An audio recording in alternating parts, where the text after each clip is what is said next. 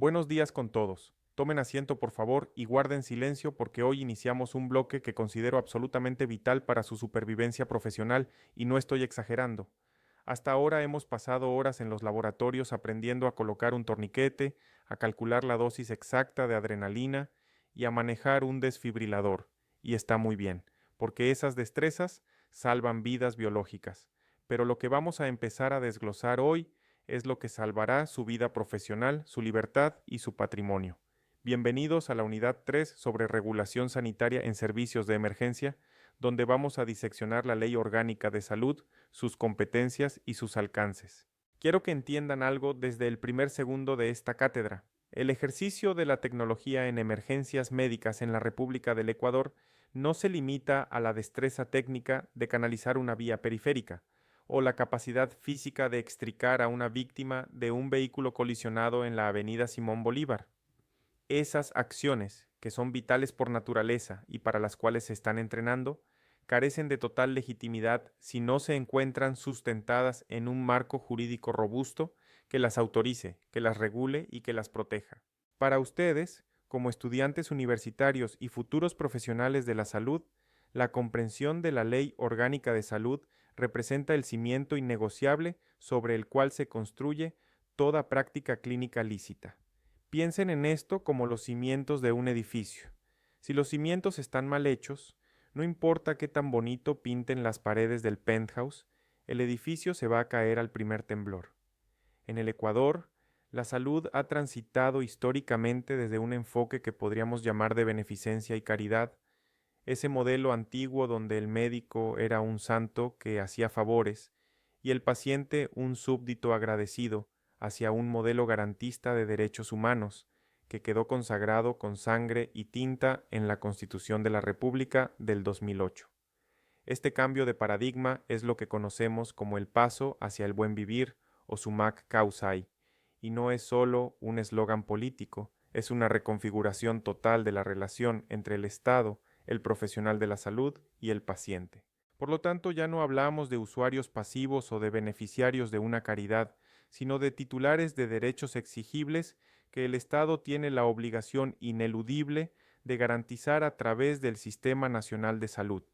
En este contexto, la Ley Orgánica de Salud, publicada en el Registro Oficial Suplemento 423 del 22 de diciembre de 2006, actúa como la norma rectora que operativiza estos mandatos constitucionales. Escúchenme bien. Para el paramédico o tecnólogo en emergencias, esta ley no es una sugerencia administrativa que pueden leer si tienen tiempo libre. Es el código de conducta obligatorio cuyo desconocimiento puede derivar en la pérdida de su libertad por responsabilidad penal, la pérdida de su casa o auto por responsabilidad civil, o la inhabilitación para ejercer por responsabilidad administrativa. Para interpretar correctamente la Ley Orgánica de Salud y no cometer errores que les cuesten la carrera, es imperativo que comprendan su posición dentro del ordenamiento jurídico nacional. El Ecuador se rige por la supremacía constitucional, lo que implica que ninguna norma, absolutamente ninguna, puede contradecir a la Constitución. Imaginen una pirámide, la famosa pirámide de Kelsen, aplicada a nuestra realidad sanitaria. En la cúspide, brillando sola, está la Constitución de la República del 2008 y los tratados internacionales de derechos humanos que sean más favorables. Ahí encontramos el artículo 32 que declara la salud como un derecho y el artículo 361 que establece la rectoría del Estado. Esta es la fuente suprema de su obligación de atender.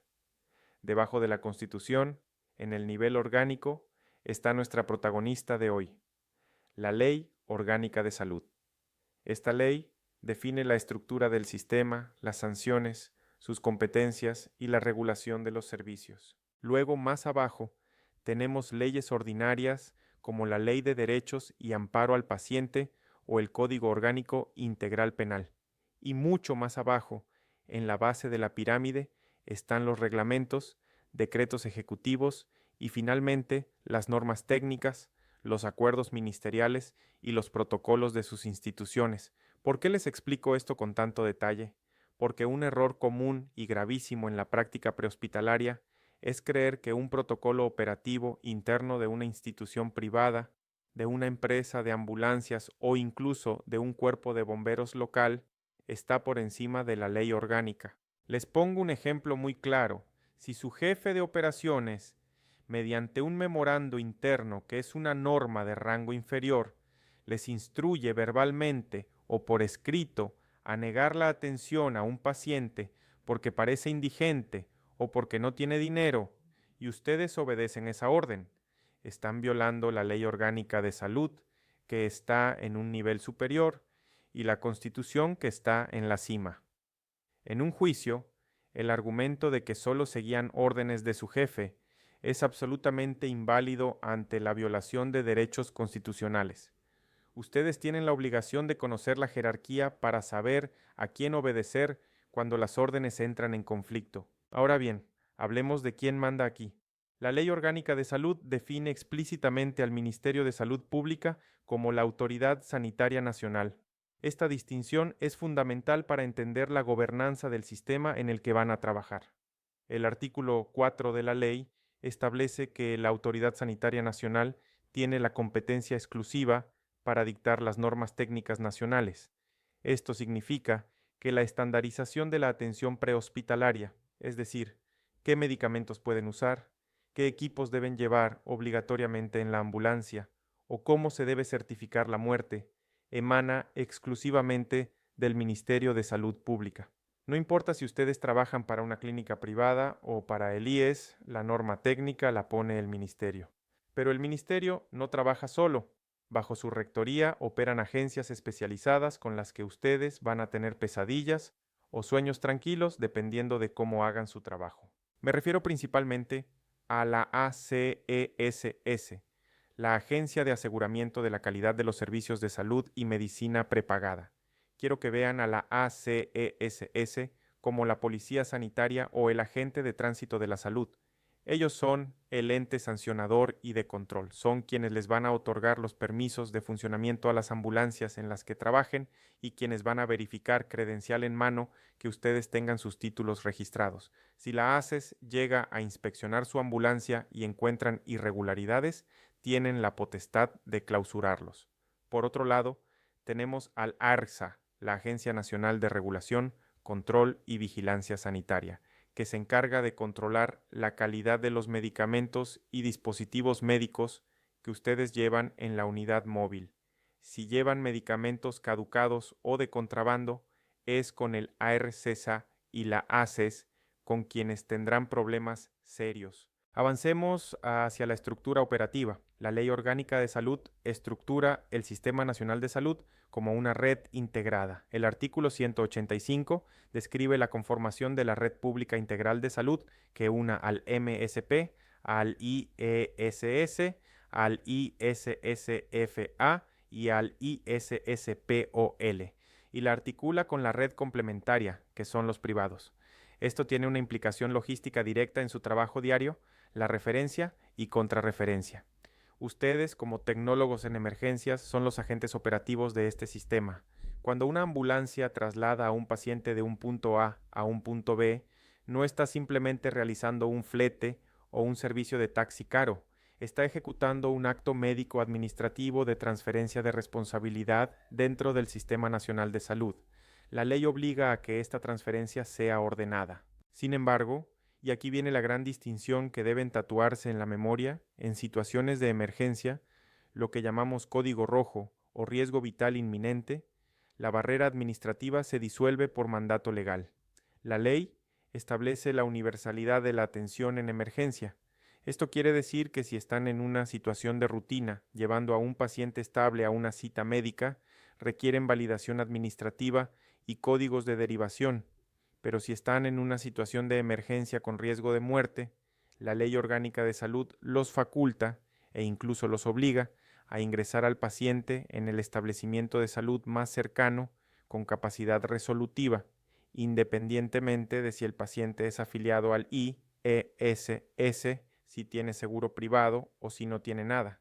La prioridad es la estabilización y la vida, y la parte administrativa se resuelve después. Esto nos lleva a analizar el concepto de competencia profesional que la ley les otorga. El título quinto de la Ley Orgánica de Salud es muy estricto en cuanto a la regulación del talento humano. El artículo 194 es categórico al afirmar que para ejercer como profesional de salud se requiere haber obtenido título universitario de tercer nivel, conferido por una universidad reconocida y legalmente constituida, y registrado en la CENESID y en la Autoridad Sanitaria Nacional.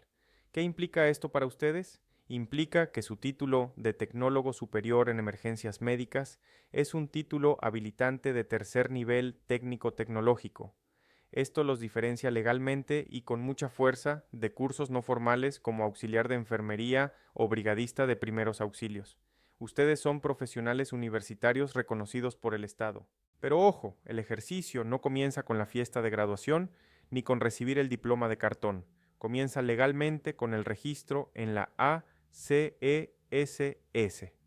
Ejercer sin este registro, aunque tengan el diploma colgado en la sala de su casa, constituye una infracción administrativa grave. Además, el artículo 196 los obliga a exhibir su identificación. En su uniforme de tecnólogo debe constar visiblemente su nombre y su profesión. El anonimato en la atención de salud es ilegal porque el paciente tiene derecho a saber quién lo está tratando.